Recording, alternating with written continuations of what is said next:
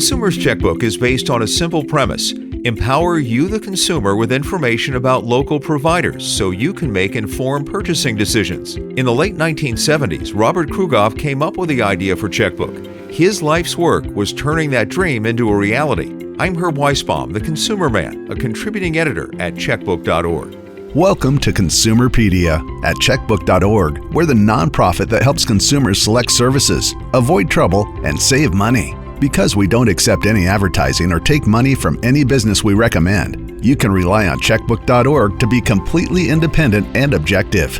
Now, here's the host of Consumerpedia, America's consumer expert, the Consumer Man, Herb Weisbaum. Something different in this episode, a tribute to the man who created Consumer's Checkbook and the nonprofit organization that publishes ratings and reviews in 7 cities, runs the website Checkbook.org, and produces this podcast. After more than 45 years, our founder and president, Robert Krughoff, is retiring. But we couldn't let him leave without a proper send-off. Robert joins us from Checkbook headquarters in downtown Washington, D.C. Hey there, Robert. Hi, how you doing?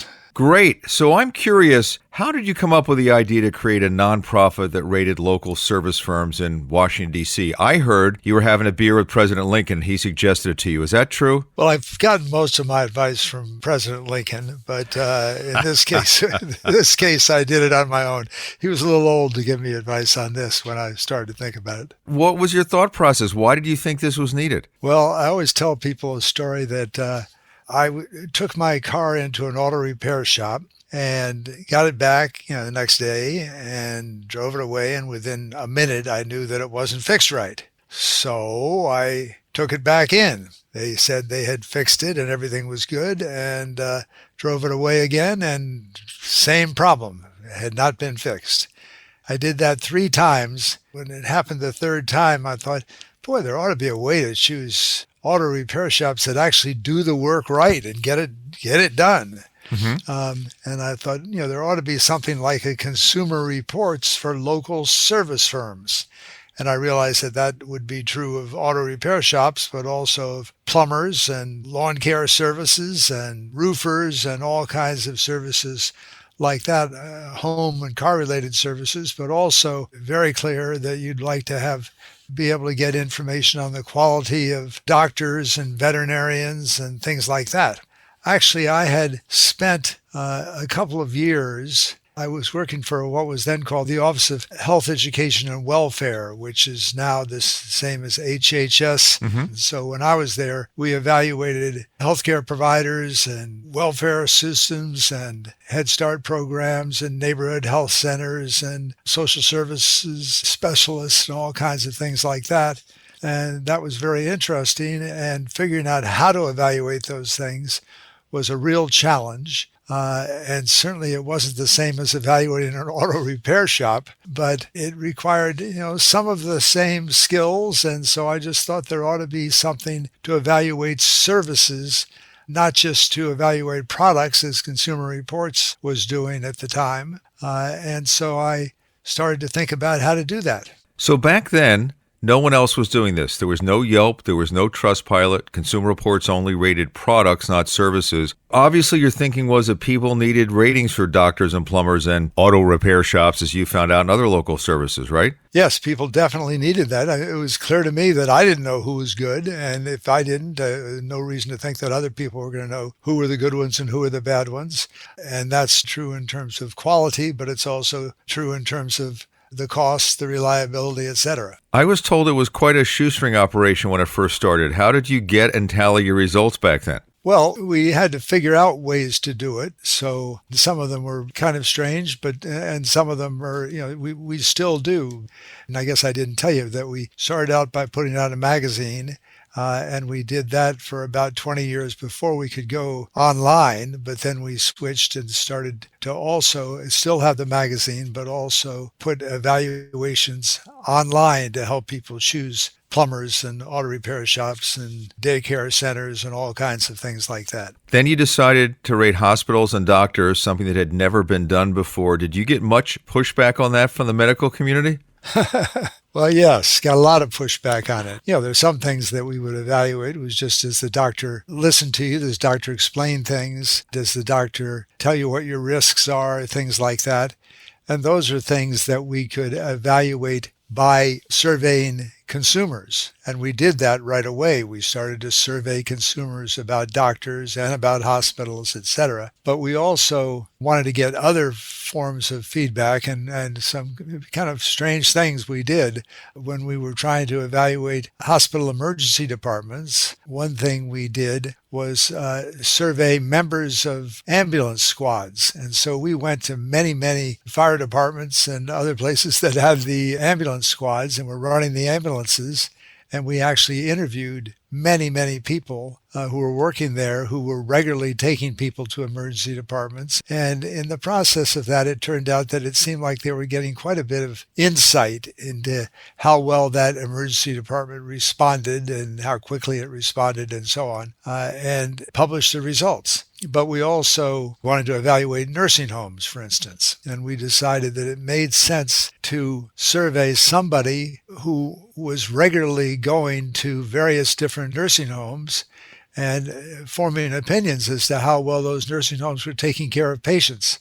And so one of the things we did then was we surveyed hundreds of members of the clergy and asked them about nursing homes that they felt they knew something about, and asked them, does the staff communicate well with the patients and communicate well with the families? Does the staff provide the services that the patients need? Anyway, we were able to ask members of the clergy who were regularly visiting these nursing homes and talking to patients and families about the experience they were having at these nursing homes.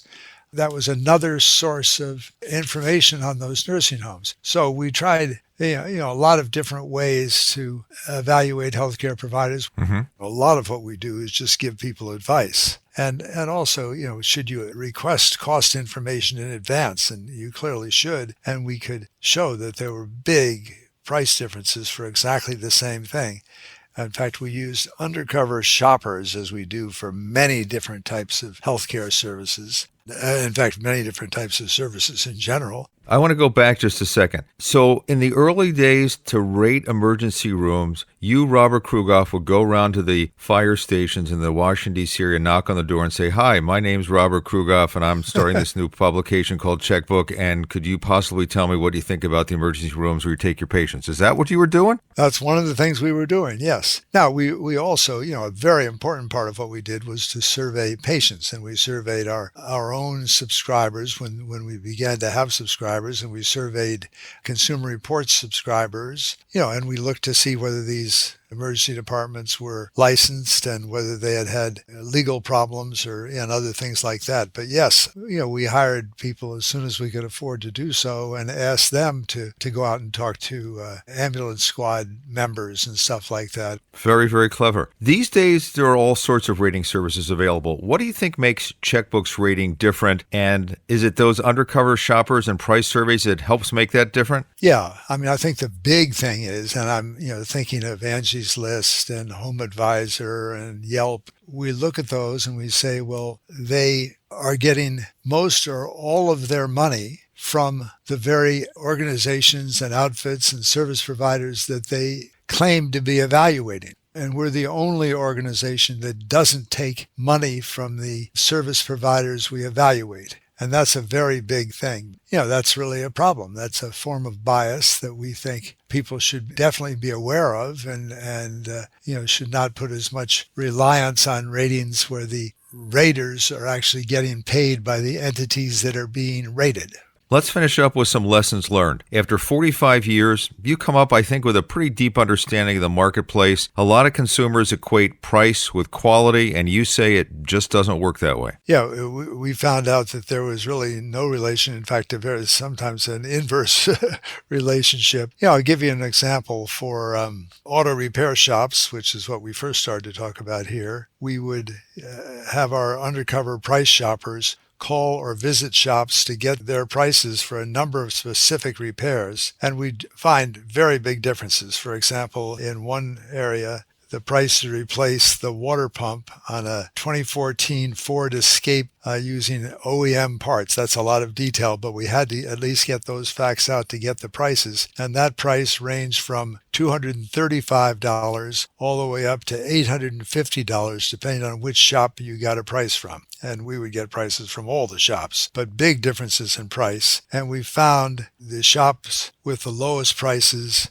actually turned out to have better quality ratings in many cases than the higher price shops. But the great thing about Checkbook and the 7 cities where we publish is you can look at the price and compare it to quality. If you're out there in the other rest of the United States, you have no idea if the lower price is lower just because they have lower overhead or because they don't do quality work. You really can't tell if you're outside of our 7 rating areas. Yes. Yeah, no, that's right. That's why it's so important that we do what we do. And I wish that there were ways to get those price comparisons in all other metropolitan areas. In fact, everywhere. But it just isn't possible. There's a lot of work to do those price comparisons. So it takes a long time to get that information. And it's very important to see how big the price differences are. And it's also very important to see which ones are less expensive and then which ones rate better in terms of their customers. But all that is just a lot of work, and it just isn't available in most parts of the country. Well, something for you to do in your next lifetime, right? I hear people say, when I'm going to hire a contractor, I get 3 price estimates, I eliminate the high, I eliminate the low, and I take the middle price. Now, that's no way to do it. I mean, price is important, but you just don't take the middle price. That's not the way to make a decision like this. Well, you certainly want to know which ones do better work. Yeah. And the good news is, yes, you can get one that not just charges the middle price, but charges one of the best prices. And if you choose carefully, that can also be one that does top quality work. And so you want to know both those things, price and quality. And and those measures of quality, one of them, of course, can be by, surveying customers. But we do some of these things are much more sophisticated and much more difficult to do. For instance, one of the things we do is rate the quality of surgeons. That's something that we always wanted to do. And the first thing we were able to do is to rate hospitals looking at their outcomes, death rates, complication rates, etc. But we really wanted to do it at the individual surgeon level. We wanted to get that information from Medicare claims. We asked Medicare to give us that claims information, and they said, no, we can't give that out because that would invade the privacy of the surgeon. We thought that was nonsense. So we sued Medicare to get that information. And in that case, we sued. It took us, several years in court to get a result. So it took years and years and years, but you finally got it. We did, and we published ratings of surgeons in terms of their death rates and their rates of complications. And we got all that kind of information and published it in our 7 metro areas. But we also published those surgeon ratings for the entire country. So people in other places could go to our surgeon ratings website and they could find surgeons in most parts of the country anyway, and see which ones had better results and which ones had worse results, and they could make their choices of surgeons with that in mind. Well, when it comes to being a smart consumer, I always say knowledge is power, and that's what Checkbook does. It puts that knowledge into people's hands. Robert, I want to congratulate you on 45 wonderful years. As the song goes, you're going to ease on down the road, but I know this isn't the last we've heard of you. I hope you're very proud of what you did because it's truly amazing. Well, it's been very satisfying, and I felt very good about the results, being able to get this information out because it was obvious that it was needed, and yet we were able to put out information that I was satisfied really was meaningful and reliable. And I've had a wonderful staff helping me do that. In fact, I would have retired a long time ago if I didn't have such a wonderful staff who were so satisfying to work with and who obviously bring a lot more expertise to many of these questions than I could possibly bring to them. And with all your visits to Seattle, you got to meet me. Well, that, of course, was the high point. Robert, be well. And if you see President Lincoln, say hello to him for me, okay? If I do, but you're not going to count on that, I guess, are you? No, not at all. Hey, job well done. Thank you so much for what you've done for all of us. Well, thanks very much for talking with me about it and letting me spread the word about this kind of thing to other people. And I hope other people will find this kind of information and really get good services as a result. Well, that's it for this edition of Consumerpedia. Thank you for listening. You can subscribe to us on Apple or Google Podcasts, Spotify, Stitcher, or wherever you listen to your podcasts. That way, you won't miss any episodes. Another way you can support this show is to follow us at Consumerpedia on Facebook and Instagram, or at My Consumerpedia on Twitter. I'm Herb Weisbaum. Thank you for listening. Consumerpedia is a public service of Checkbook.org. We're a unique nonprofit that empowers you, the consumer, to save money and make smarter choices. From auto repair shops to doctors, plumbers to vets, you can count on Checkbook.org to help you find the best services and avoid the worst. Local ratings are unbiased and accurate. If you live in or around these 7 cities and haven't joined Checkbook yet, check us out. Boston, Chicago, Philadelphia, Seattle, San Francisco, Minneapolis, St. Paul, and Washington, D.C. To get your free 30-day subscription, go to checkbook.org/Consumerpedia. Consumerpedia, empowering consumers to save money and make smarter choices.